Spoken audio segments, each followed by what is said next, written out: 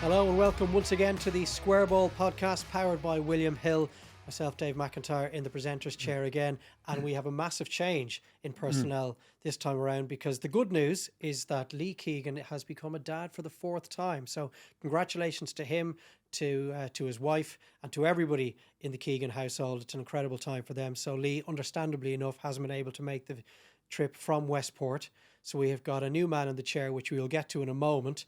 Don't forget, though, to go through the bank of podcasts that we've already brought your way. Whether you're watching on YouTube, please do subscribe to us on our YouTube channel and leave a comment there as well if you've listened to any of the previous episodes. The most recent edition was an absolutely brilliant chat with Kevin Cassidy. He went into detail with his relationship with Jim McGuinness and all that happened around 2011 and 2012. So if you haven't listened to that, go back and have a listen. But again, please do subscribe. You'll obviously get us on all of our social channels or wherever you get your podcast. We have several episodes still to come. One of the episodes that you will be able to go back and listen to was that with a certain Conor McManus. And he has been kind enough to step into the massive shoes of Lee Keegan. Conor, thanks a million for coming up. No bother, Dave. No problem. For those of you who are watching on YouTube, you'll see that he is sporting an absolutely obscene cast on his left arm. For those listening via the podcast medium, it's an awfully ugly looking injury that you've got over there, Conor. First championship match in Monaghan there last week. Yeah. And what have you gone and done? Yeah, I've gone and broken my hand, essentially. Yeah, bone in my hand there. Yeah, good start to the championship. Now it's the typical thing whenever you get injured. The first question you ask is how quickly can you get back? So you're asking the doctors and surgeons and all these things questions that they don't particularly want to answer. But yeah, see, just it's unfortunate, but listen, it is what it is. Try and get back as quick as you can and try and help out the boys towards the latter end of the championship. So the question would be, can a kind of Clontibritless or a Conor McManus Clontibret win a county championship? Well, I'm hoping that's not the question. I'm sure they can, yeah, but I'm hoping that's not the question. I'm hoping that I'll be back before the end of the championship. We have two group games now coming up, and I'll obviously not be involved in those. But hopefully, the way our schedule falls, we have a bit of a break in the middle of all that. So I'm hoping if this starts to knit in 3 or 4 weeks, I'll hopefully get back for some part of it. Well, the horrible irony, I guess, isn't lost on you. About a month before that injury, we had you in the chair for about an hour, myself and Lee, pestering you as to what your retirement plans were. Yeah. I still maintain that you retired on the podcast that day. You'll still maintain that you left it wide open. Oh yeah, very much so. My plan was to see how I get on in the club championship. Exactly. And this was the first game. So far it hasn't been going to plan, but yeah, listen, well, hopefully if it goes to plan and it heals the way it's sitting, I should be okay, hopefully, towards the latter end of the championship. Oh, look, fingers crossed. It obviously gives... They are crossed, that's the problem. Yeah, permanently crossed. Yeah. It gives that troublesome hip an extra couple of weeks of grace. Yeah. It's the first time I've spoken to you since the All-Ireland football final, without wishing to delve too deeply into it and transform today's podcast into a review of that game. I think of all the counties of similar size to an Armagh on the back of a county like them winning the All-Ireland, and the hope that must give to the Monaghans, Cavans, Laois, Kildares of this world. Like, if Armagh can win an All-Ireland, and I know you're living very close to the Armagh border, so in some ways it would hurt you that they've won it, but it must show counties like Monaghan, other counties around you, Cavan, that it is doable. There's no reason why these other counties, if they get their act together, can't go and win the biggest prize. No, that's it.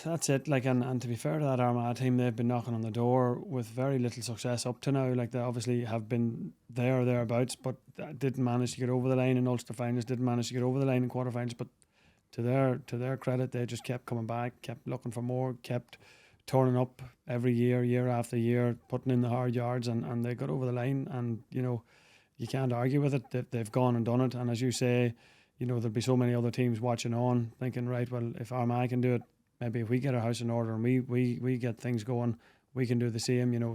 As you said, Monaghan will certainly be thinking that way, and other teams, particularly you look at the Derrys and the Donegals in Ulster there this year, they'll be sitting on thinking that could have been them or should have been them. So it will give a lot of teams, I suppose, renewed hope, but it will also make for an extremely competitive championship next year, probably the most open and competitive that it's been in a long time, because one of any from 8 to 10 teams will feel that they can compete and get to the top end of it. Now, it's not as easy as that. If you ask Armagh, they'll tell you, because they suffered a lot of heartbreak before they got up the stairs or the steps of the Hogan stand. So it's not just as easy as that. But as you say, it opens it up. Like over the last 10 years or 15 years, you've had some really dominant teams there.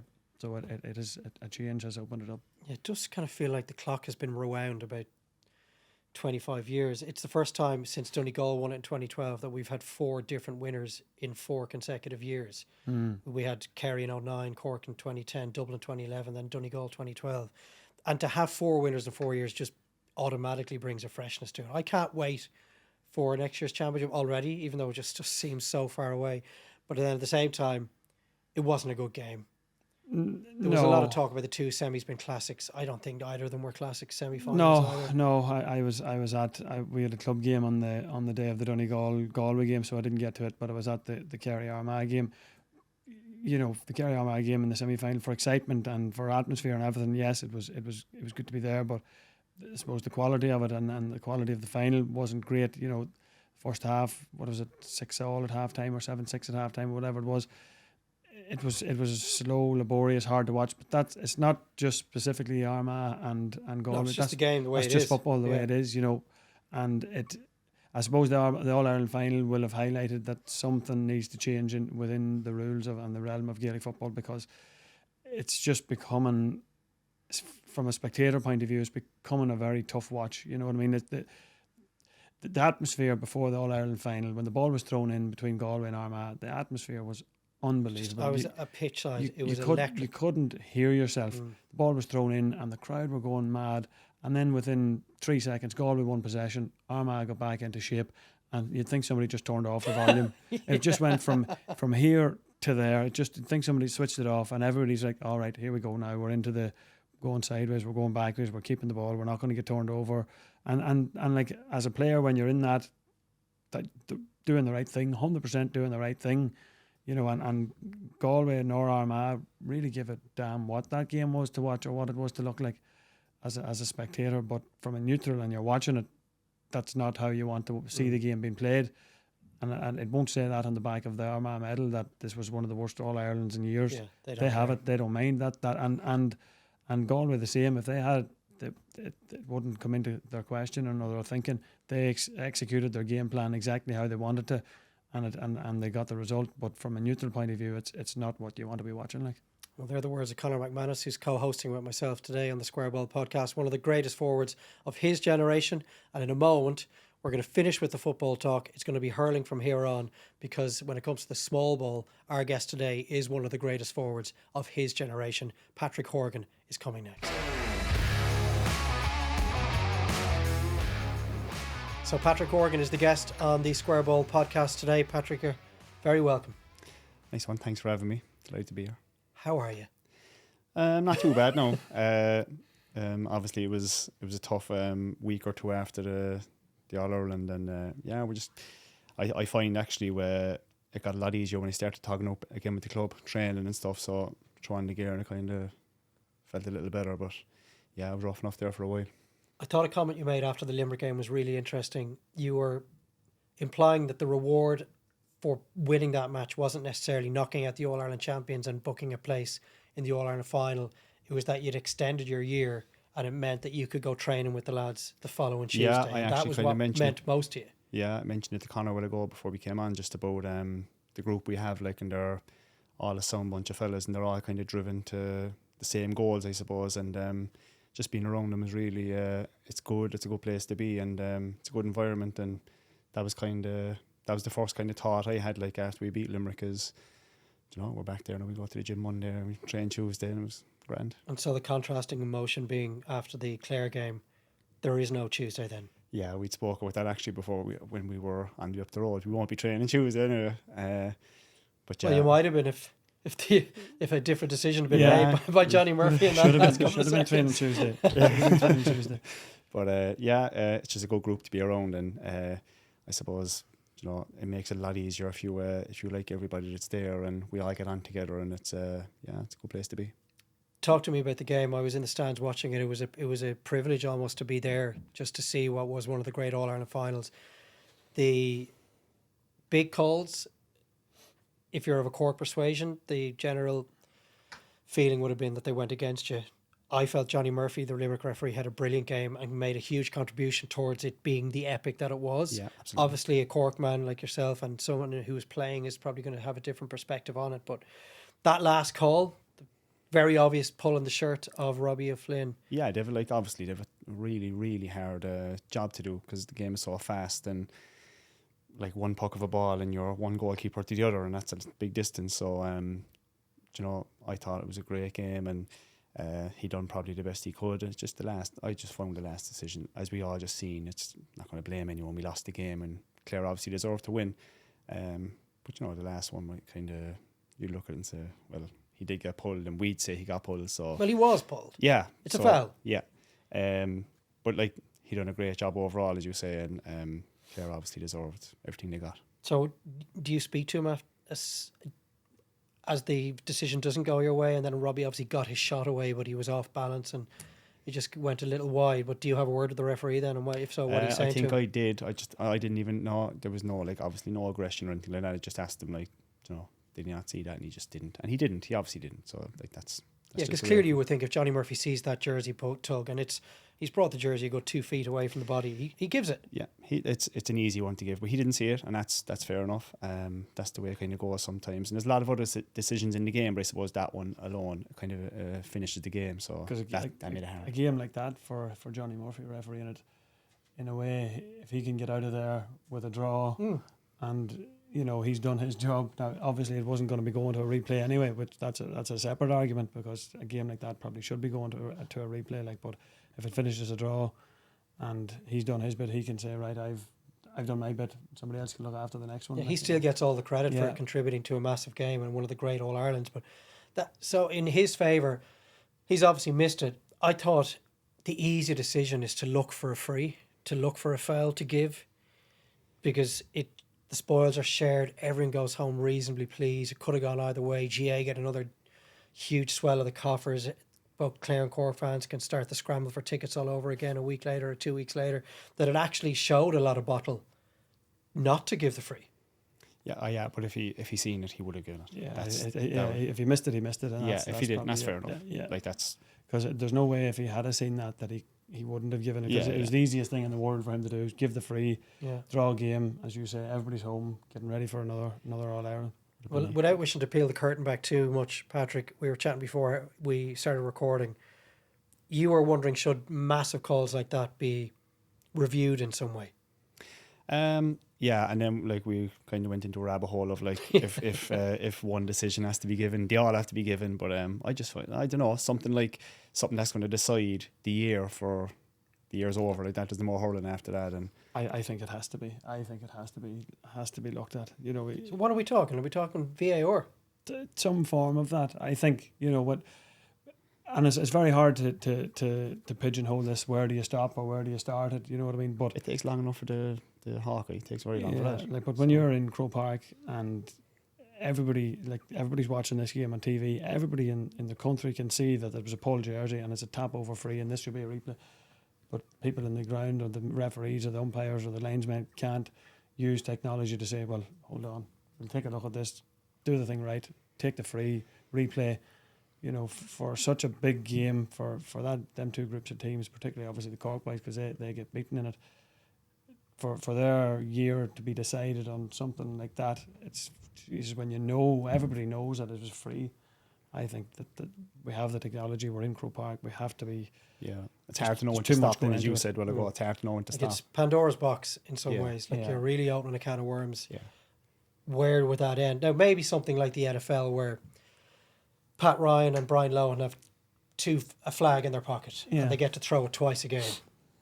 I mean, and you would obviously be turning around screaming at Pat, the Cork manager, the second the whistle's gone. Pat, throw that flag. Yeah. And then immediately everyone understands this is the way the system works. That's going to be reviewed by a fourth official. And it's pretty clear cut. Like, there's the tug of the jersey. I don't know, do you show it on the screen? Clare fans are celebrating an All Ireland win, and suddenly it's. And that's kind of what makes hurling then too. If you had that option, you'd kind of throw it all the time because nearly everything is a free. Yeah, but you can only throw it twice though. Yeah, but that's the thing about hurling. Or once even. more often than not, if you throw it, you'll find a free somewhere because it's always on the edge, and that's the good thing about hurling, that it's so. I can understand most hurling aficionados, lovers of the game, being very opposed Skeptical Oh about yeah, that, they'd be to introducing something like this, and you wouldn't blame them for it. Like like we've already brought in yellow cards, red cards. We've brought in, what is the hurling and football equivalent of goal line technology with Hawkeye. Yeah.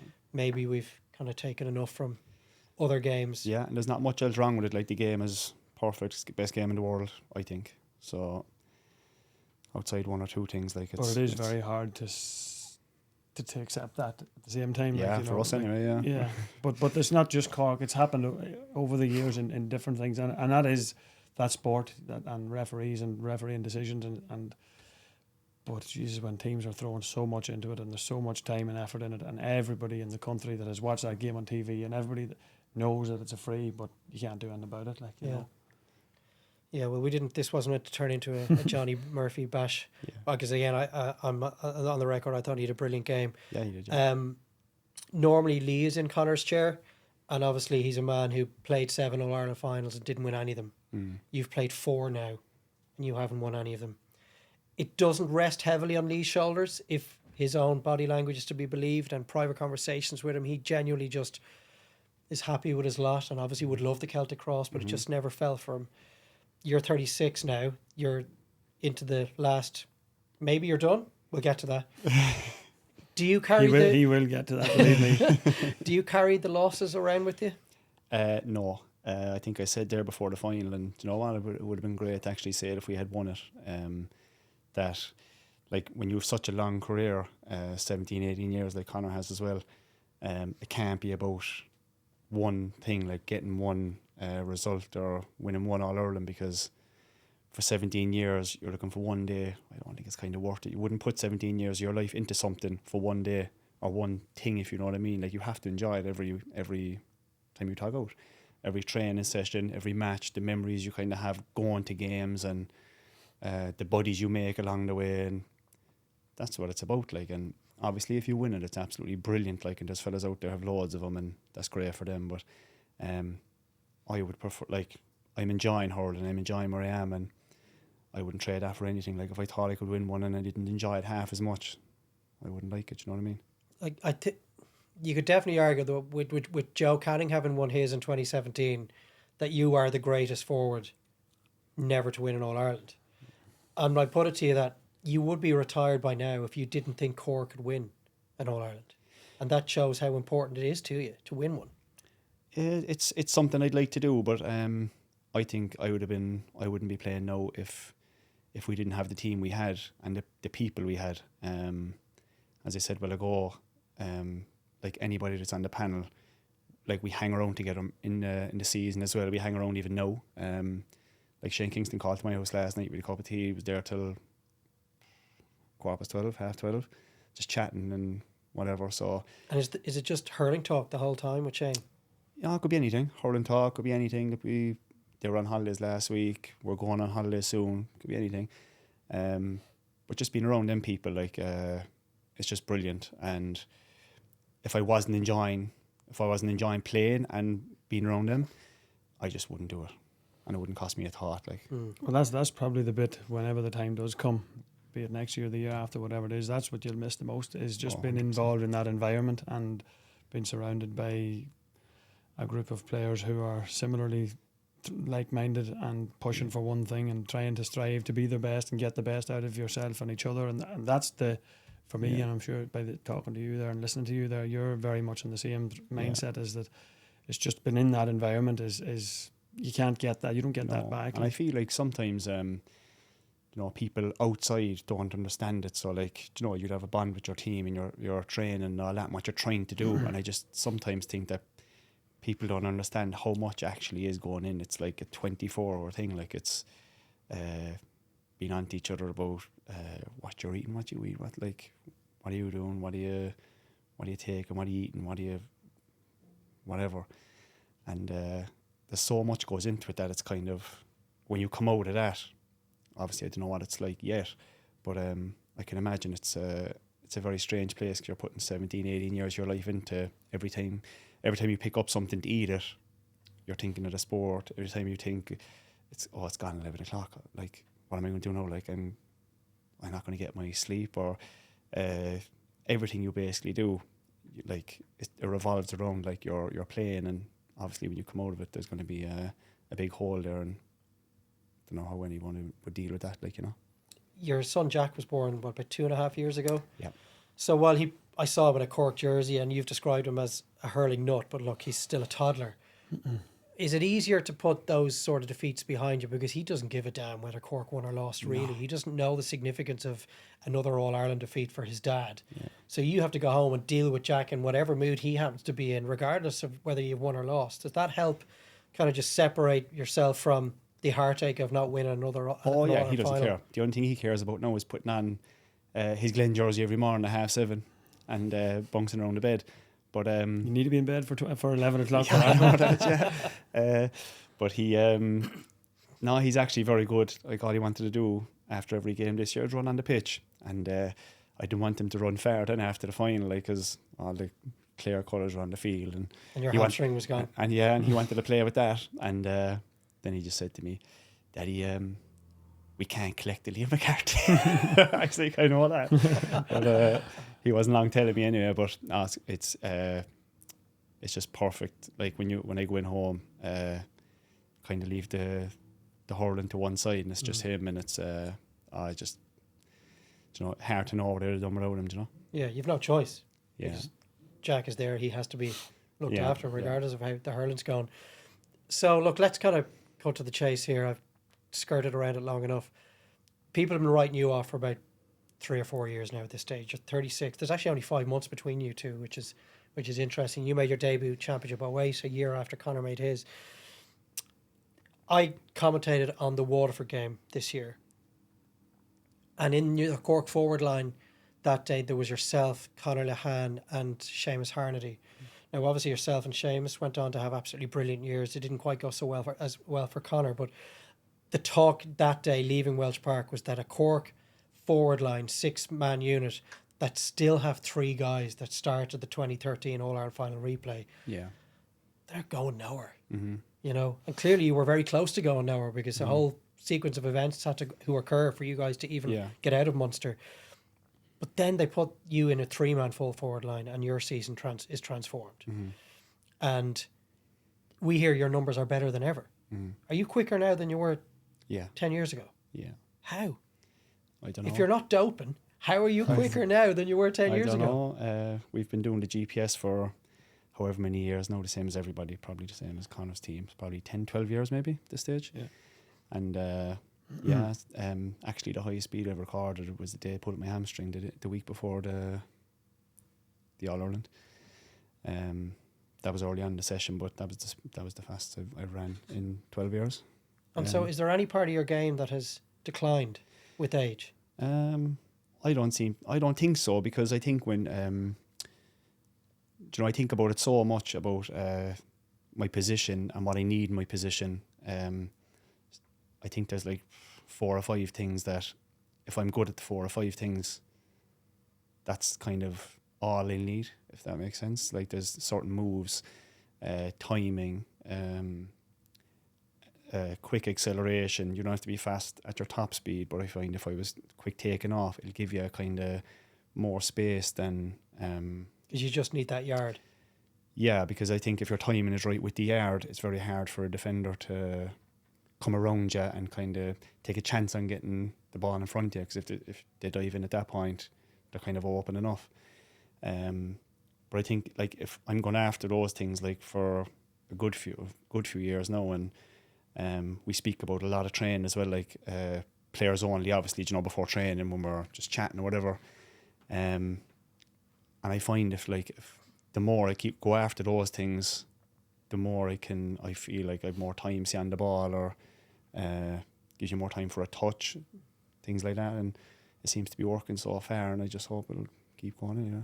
I assume you have the same level of detail, but, like, no offense to you, Conor, but I've been watching your entire career. You, to my eyes, have not been able to burn a man off in the last, say, 3 years in the manner in which you were in 2012. No, are you slower now? I'm actually not. No. So your numbers stack up in a similar level to Patrick's. Yeah, like I'd I think this year maybe my top speed was 9.3 or 9.4 or something like that there. So in my head, over the last number of years, and particularly as you're getting on in years, if you know that you have your top speed in the bank now, as Pat says, you're not always going to hit it. You're not always, but if you know it's in the bank, you know it's there. You know you still can get away from a defender, or you can still get out in front to win a ball. And as Patrick says, you can decide what you do with it after that. But in training there, if you're trying to hit, 9.1, 9.2 once a week or once every 2 weeks, you know it's there. You just keep that it's in the locker. That's all you really need to get away from your defender or to win the ball, and then you can do whatever you need to do after that. But watching as a footballer, watching you and boys like inside, to me that the big thing that separates you is the touch. And you're talking about your speed and things like that there, but look, and you'll say there's more to it than that, but it's the touch that you guys have that just gives you that split second to either turn right or turn left. If you're killing the ball on the stick or getting it into your hand first time, you can go right or left. It's nearly unmarkable. And if there's certain moves as well, like certain runs that when you make, and changing direction is another one. I think from you're about 9.3 there, really fast fellas, say if they were like you've Jack O'Connor, Shane Kingston, Robbie Flynn, they're all 10s. Right. And I thought there's loads of fellas in Clare doing 10s as well. But from a what, 10... So 10 means what? 10 metres a per second. Okay. So if you have that, or if you have someone running 9.6 or 7, that's this much over 10 metres, which is nothing. So you're not getting away from anyone. So there has to be something else that allows you a chance to get a kick or a shot off, and it can't be about speed. Some fellas are gifted, like Jack should be in the Olympics. But there has to be more about speed from me anyway than it's more movement than speed. It's just or a change of direction or a stop and go, whatever it is, just enough to get a shot, or just do what you want to do with the ball, and that's kind of what I. Pat Ryan was asked about you or your future in the last couple of weeks, and I'm paraphrasing, but it was, we fully expect Patrick to be with us in 2025. I hadn't heard a word from you about your future. Mm-hmm. So is Pat accurate? Are you back for 2025? I would say so. Only for my hamstring, I feel great. And the last time, I said I'd be back. I got absolutely slated by someone in some paper saying it wasn't up to me, it was up to the manager. But you intend to make yourself available for selection? I'd love to. It's just how things work out between now and then. I don't know, like with my leg or whatever like that. But it's just, you'll obviously get over the hamstring. Yeah. So you're faster now than you were. Yeah. You've had a brilliant championship. You've broken TJ's record again. He'll be thinking, well, I'll have it back soon enough. But barring injury, you intend to hurl. I'd love to, for Cork next year. I'd love so we to. can put that to bed. Yeah. So I'd love to. Do you think if you had won the All-Ireland that you'd be retiring? No. So irrespective of that Clare result, you were always planning on coming back. Back to the point where I go, why would that be the finish point? Winning that, when I could say go on again and enjoy myself again. 2 in a row. A few more. It's weird actually we say that, because for years we said that with the club. We hadn't won it in 26 years, and in 2015 we won it, and all we ever wanted was one, just give it one. And woke up the Monday morning, I had about 5 messages from fellas on the team, and I was thinking the same. I was like, geez, I'd love to do that again. Yeah. I'd love to do that again. More of that, please. Yeah, so it's a bit weird. But yeah, it's not about that. Obviously I'd love it, but as I said, I would love to just have gone back to be a part of it. And the group are unreal, and they're all driven to get better all the time, whether it's in the gym, whether they're doing anything. It's all competitive and it's great. I was presenting a show on the pitch before the game, before the All-Ireland, and Cork under Jimmy in 1999 were obviously the Jubilee team this year being presented to the crowd, and I was interviewing Dermot O'Sullivan and Sean O'Halpine. You played with both of those lads. Yeah. They're on the Jubilee team in 2024, which is kind of insane. That lads who won All-Ireland a quarter of a century ago were your teammates. Yeah, Joe, I remember that. We trained in, I'd say the first year we were in Mallow pre-season, and it was I was sitting there and Joe Dean was 2 seats up. I was like, how am I sitting here? And then Sean Horgan and all the rest of them come in and like, don't log. Like, what am I doing? I'd say this is someone. Was this to 08? Yeah, yeah. The pre-season of that year, yeah. It's kind of hard to believe I was kind of in the dressing room after been, supporting them and, wanting to beat them for so long. Like, it was a bit crazy, right? Yeah. Because a common thread through many of our recordings over the last few weeks, Darren O'Sullivan said it, and Sean Cavan mentioned it, there was a real sense of imposter syndrome when they first rocked up to the inter-county dressing room, looking at some of these icons of the county game, and that Cork dressing room was littered with those guys, obviously. Yeah, they were everywhere. And is that how you felt, kind of sitting there, or were you like a real confident, almost brash young fella thinking, I can handle these lads? No, I wasn't that anyway. I remember even like Sean O coming in like chiseled, and you're like, oh, he's a beast. Or Niall Mack was another one. Niall Mack was a bull, like, and just they'd all straight away then they'd all come over and they'd be all chatting, and before you know it, like, you're having a laugh with them, and you're kind of at a level that you're like, never ever thought I'd be chatting to these fellas like that, like buddies or whatever like that. And it was a good year as well. And you got to an All-Ireland semi-final that year. Yeah. And it's still the bones of the 2-in-a-row team and the team that was just pipped in 06 to the 3-in-a-row team. And 2010, another semi-final. But in between, and 2012, there's an All-Ireland semi-final. Yeah. The two intervening years, you were knocked out in the qualifiers. So there was a real kind of lurch from one extreme to the other, but without getting to that All-Ireland final. So when you look back in those early years, hurling with Cork, what are your thoughts on it?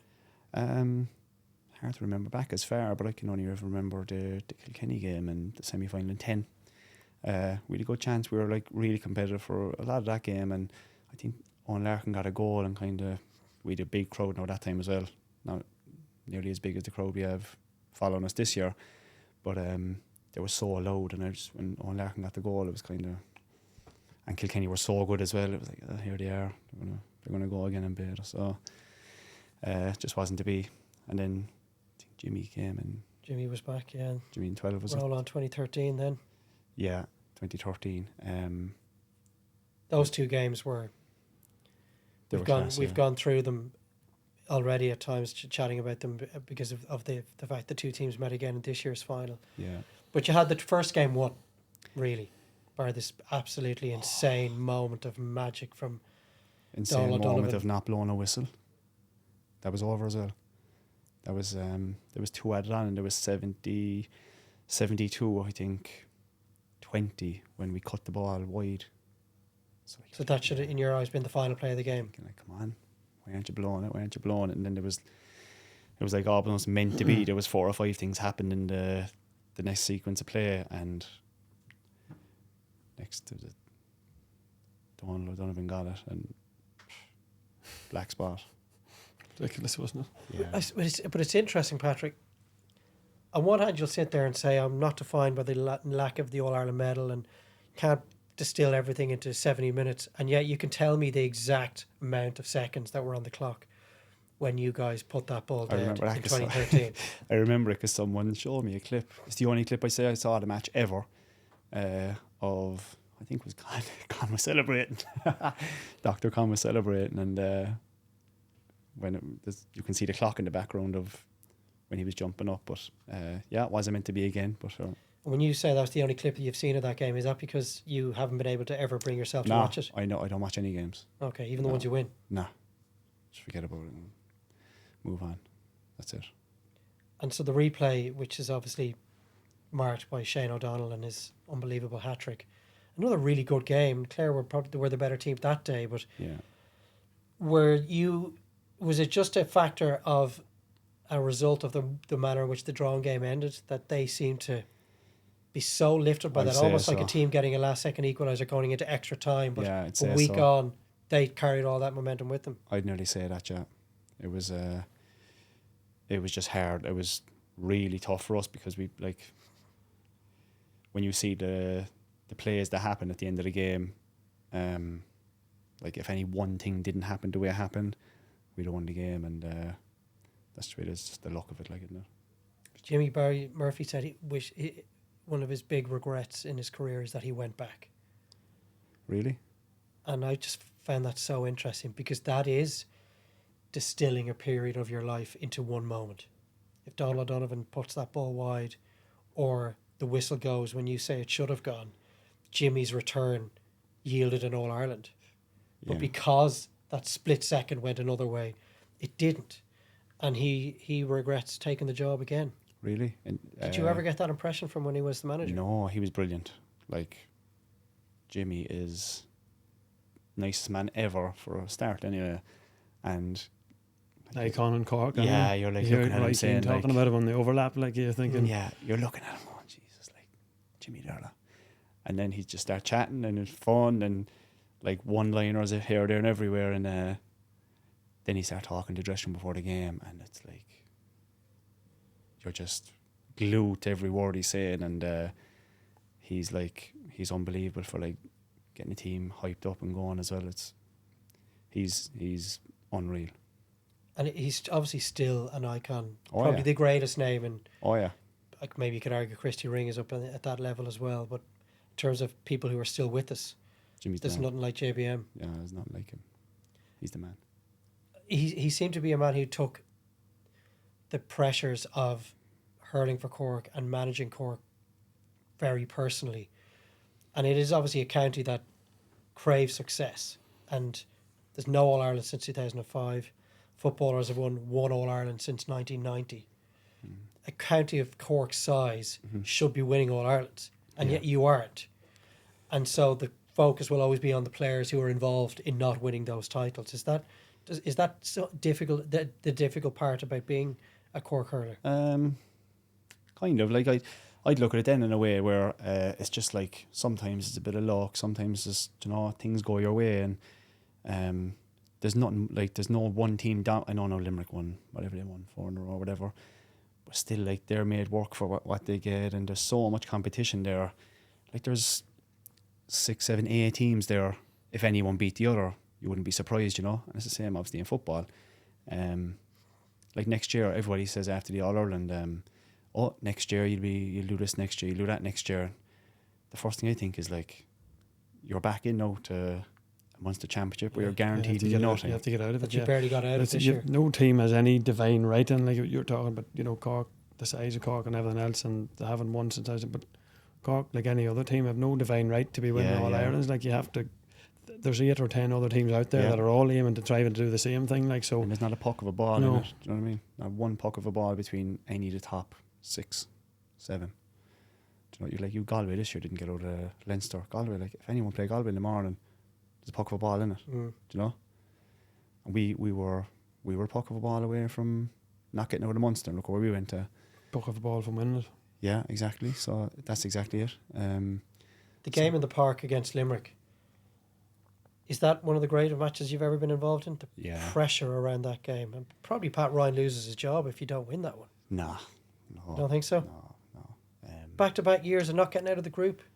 It's like, no, but we're never like, we've never been so consistent under Patton's management. No, they're just so like, they just know exactly what they want and when they want it, whether that's training or matches, and it's it's been class. I've enjoyed the last 2 years more than I've ever enjoyed anything. But down against Limerick in the park was, I'd say that could have been louder than the semi-final or the final, the All-Ireland. It was it actually was so loud that people say I don't hear the crowd, but we heard them. Like we definitely heard them. Even we got a last free that was hit down the line to Hayes, and I remember walking off to it and I thought I was going to get a heart attack from the noise. Like it was crazy, but it was some game, right? But like that, but you're talking about, not getting out of the Munster Championship. You have basically 5 of the best teams in the country there. Like it's quite a harsh setup in Munster, I think, because you have probably 8, 9 really top class teams in the country, and 5 of them are in Munster. So it's not exactly, whilst it's obviously a bad year on paper that you don't get out of the Munster Championship, somebody has to not get out of it. That's because two to stay home. Two top class teams don't get out of it. Like that's just the reality of it. When you're looking at something like that occasion in Páirc Uí Chaoimh, the Limerick Cork game, and indeed the Limerick Clare or the Cork Clare game in the park as well, a couple of weeks before that, I was in Clonus to watch Cavan beat Monaghan this year. 8,000 people were at it. it was great there being a Cavan supporter and watching them win. But I remember going to see Monaghan Cavan matches in the 90s, and Clonus was 3/4 full, 80% full. Even the Ulster Championship is really starting to suffer now from attendances. And Yeah, it interest. is. You can see it. You can see it big time. You can see it big time in the last three to 4 years that it has just slowly dipped and dipped and dipped. They're selling out Páirc Uí Chaoimh for a Yeah. Munster round robin Yeah, game. like even if you go back 10 years ago when we were in the Ulster Championship playing Cavan and first round games and that, you always had 15, 18, 20,000 at them games, and they were always good games like that. The crowd was involved. But the difference in the two products, being Gaelic football and hurling at the minute, is just, and like people compare the Munster hurling championship and the Ulster football championship, and there is similarities in the sense that they're the two most competitive provincial championships there are, but watching the Munster hurling championship from a spectator's point of view is just a totally different animal. Like every game is a classic. But it's all about jeopardy, Yeah, isn't it? yeah, and that's why you have them games, because you have teams going right to the end. Now, in fairness, there is jeopardy in the Ulster Championship because every There team is within the Ulster Championship. yeah, every But, like, team in Ulster holds a lot of value to winning the Ulster Championship. Like, you know, and you can see, like, look at Armagh, for example, they have gone to the well as far as you can go in the last 3 years or whatever it is to get there, and they still didn't get there, but they've gone on and they've won the All Ireland. But teams in the Ulster Championship hold a massive value in winning it, and that's probably something that's holding the whole structural thing back. Yeah. Is Ulster are trying to retain Ulster, and nobody wants to give any ground away to that.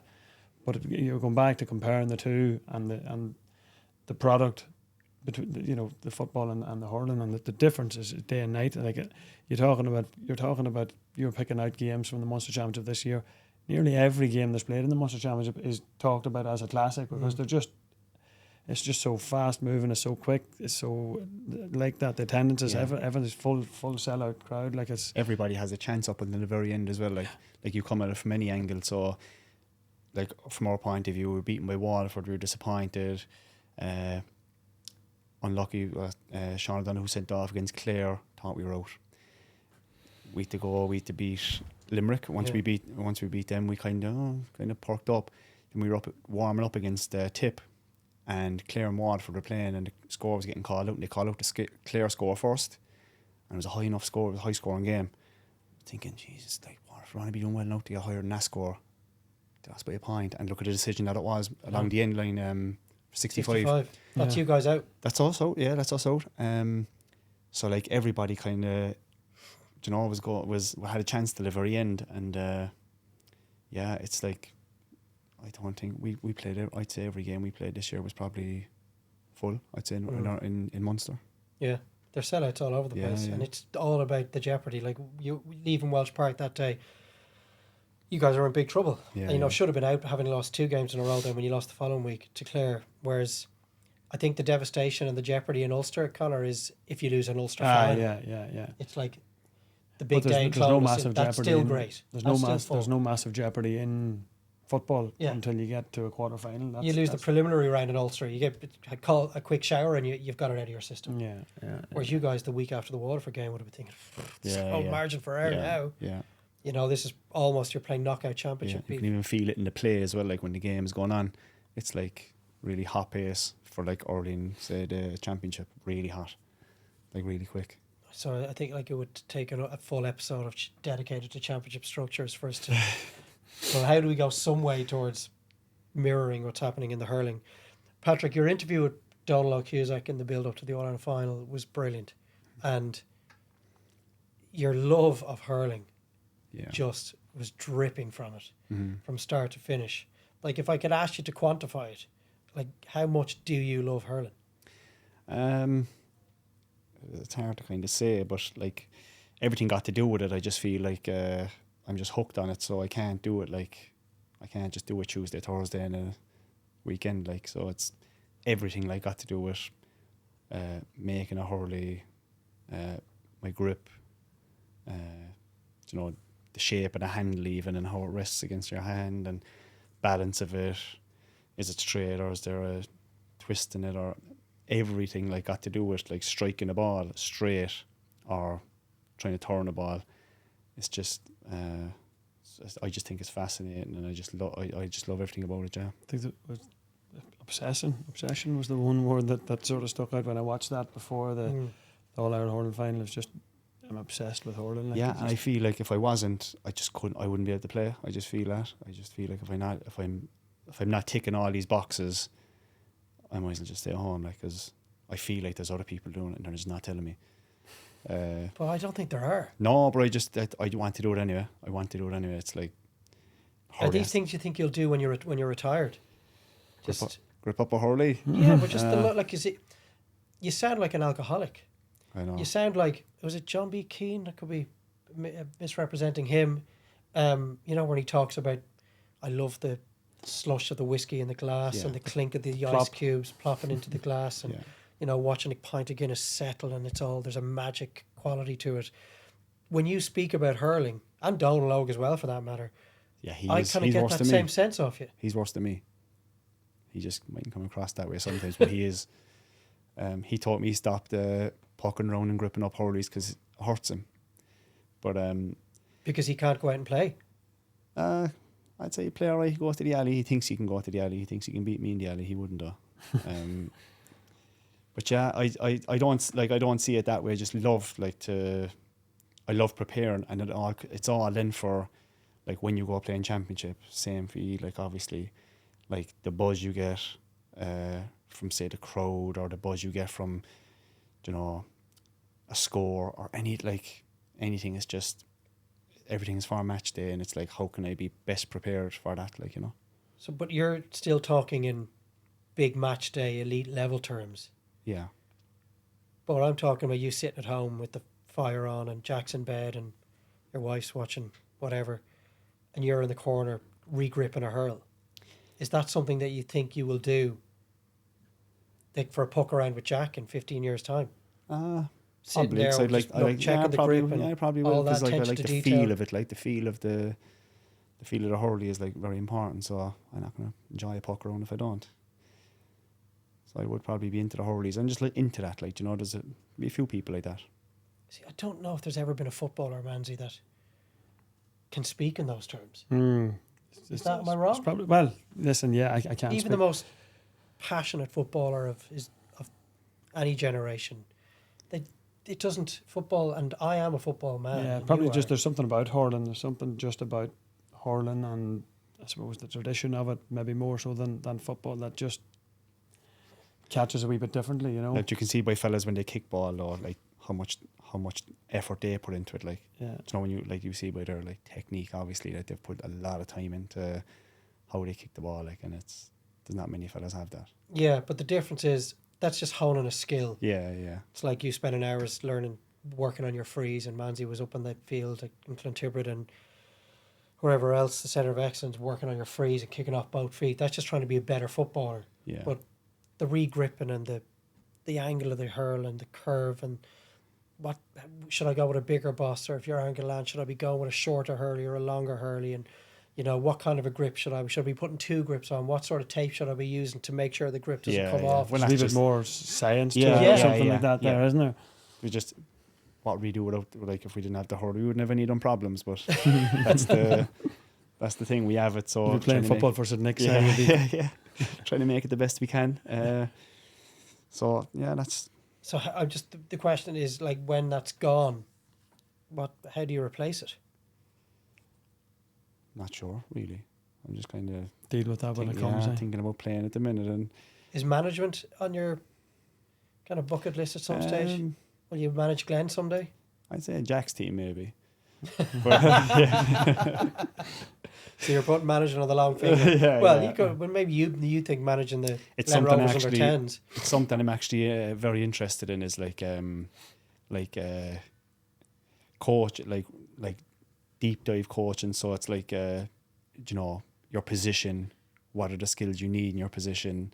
I'm going after them. Sometimes I just think, we train sometimes to train. We don't train to play. And that's in the GA. That's not.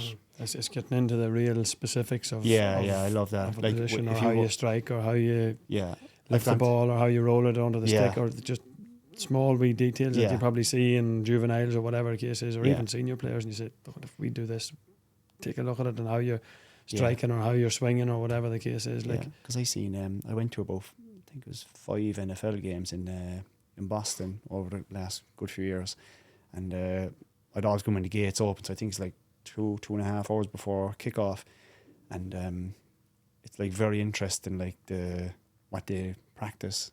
It's the simplest things you could ever think of, like, you know, the snapper.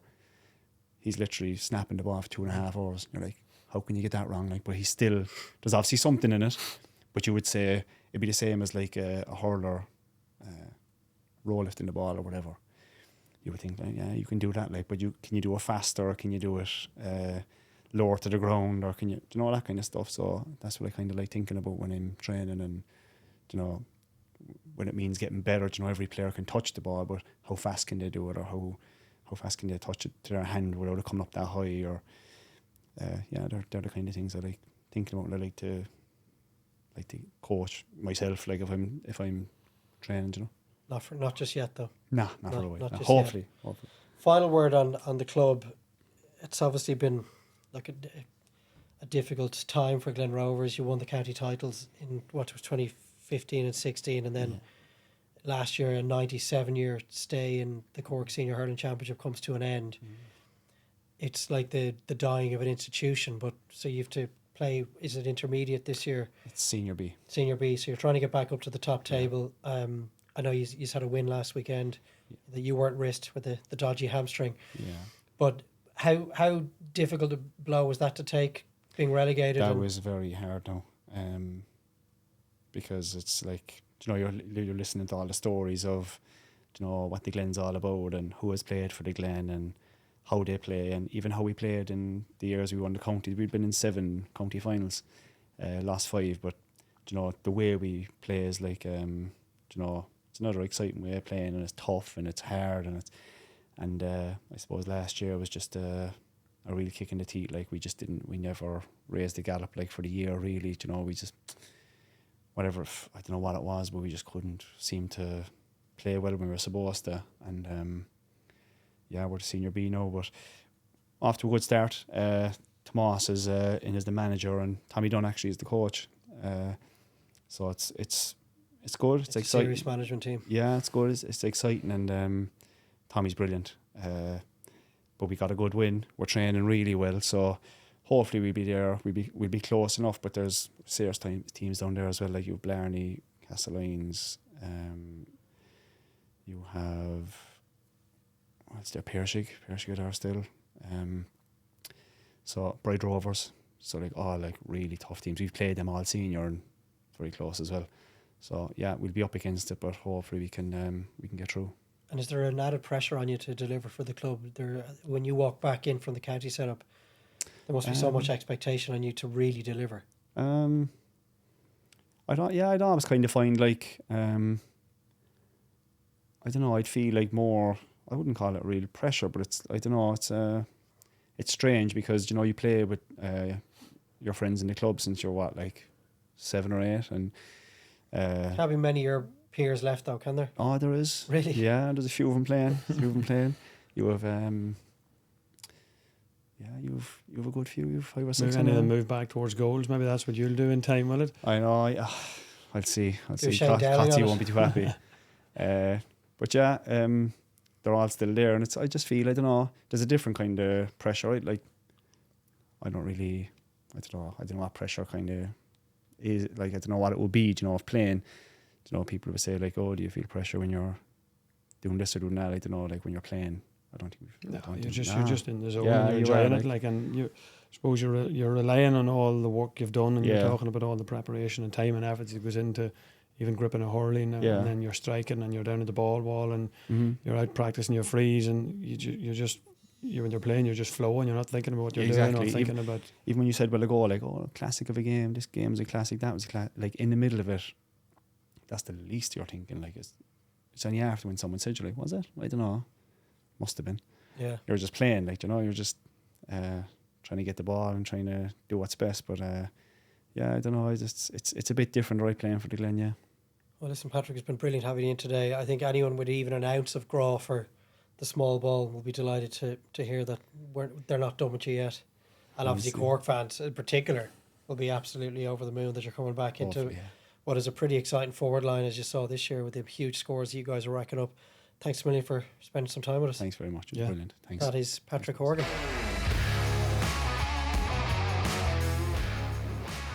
So that was Patrick Horgan, one of the greatest forwards of his generation, and as things stand, the all-time top scorer in the senior inter-county hurling championship. What did you make of that? Well, there's a lot of parallels between the two of you, not just the age, but Patrick has spoken in the past about being banned from the club pitch and from the inter-county training facility as well, because there was fears he was going to over-practice and burn himself out. I was never banned from it. Now, I would have spent a fair bit of time in it, but I was never banned from it. But it's just, you can see, like, and I go back and it was actually something I was going to say in the middle of the interview, and then you actually said it about watching his interview with Don Logan. Just the word he used, but something that stands out, is just obsessed. I'm absolutely obsessed with the game of hurling, and you can see that in the way he talks, and the way he talks about the game and talks about his own game, and the way he talks about hurling in general, that there's just a complete obsession about it. But there's one thing you said it there, is like, he's the all-time hurling top scorer, and it's only 4 or 5 words, but it's something. That's absolutely incredible that we're sitting beside the all-time top scorer of hurling since it was ever played. Yeah. Like, you know what I mean? He's and the fact that he hasn't gotten All-Ireland, and he has alluded to the fact that it won't define him, and it's a very unique way of looking at it. You know what I mean? And he's 100% right. He's 100% right in saying that it's, you know, he wouldn't share his experiences and memories just for one day or one. Now, he does all that the ultimate goal is, at the end of the day, is to get that All-Ireland medal. But will it define him? No. But the fact that he is as good as he is and hasn't won an All-Ireland medal, it's disappointing from a neutral looking at it. You were watching that All-Ireland final, particularly between Cork and Clare a couple of weeks ago, and you were looking at players on both teams, and you wanted Clare to win another All-Ireland, but you wanted to see Patrick Horgan go up the steps, and like, that was, I think everybody in the country was unanimous in saying that we'd love to see Patrick Horgan win an All-Ireland. Like. Yeah, I think that's I'd echo that completely. It's a nice way to finish. Maybe he might inspire you to give it another year as well. Cut. Your day one in sitting in Lee's chair. Will you come back for more? It's fairly easy. I don't know why he was making such a big deal out of it. We'll do one more for him. I think is he talking about coming back for the last day? We'll see. We might have to instigate a fight to the death for the co-presenter's chair in the weeks to come. My thanks to Conor for joining us today, and of course our gratitude goes to Patrick Horgan for making the trip up to us today and spending an hour in our company and giving us a really good insight into his career, which is not done. It is official. You heard it here today on the Square Ball GA podcast. Patrick Horgan, injury permitting, will be back with the Cork Senior Hurlers in 2025.